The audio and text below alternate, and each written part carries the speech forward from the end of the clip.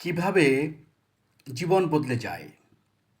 বইয়ের লেখক আবু সালমান তার বইয়ে উল্লেখ করেন, জনৈক জ্ঞানী ব্যক্তি বলেন, কারো সাথে সাক্ষাৎ বা কথা বলার পূর্বে ৩টি বিষয় অবশ্যই লক্ষ্য রাখা চাই। তা হলো, ১. যার সাক্ষাতে যাচ্ছি সে কে? বাদশাহ না সুইপার? ২. তার মেজাজ অর্থাৎ স্বভাব কেমন? ঠান্ডা না গরম? ৩. সে ব্যস্ত না অবসর? চিন্তাযুক্ত না আনন্দিত?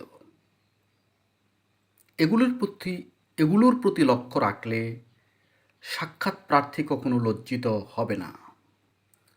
যার সাক্ষাতের জন্য যাচ্ছি সেও বিরক্ত হবে না।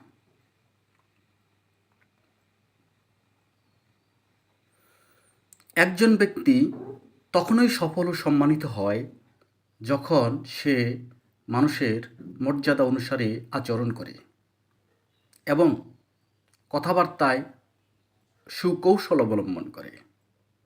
কেননা উত্তম আচরণ ও সুন্দরভাবে কথা বলা একটি শিল্প। এ শিল্পে শুধু বিবেকবানরাই পারদর্শী হয়। ধন্যবাদ।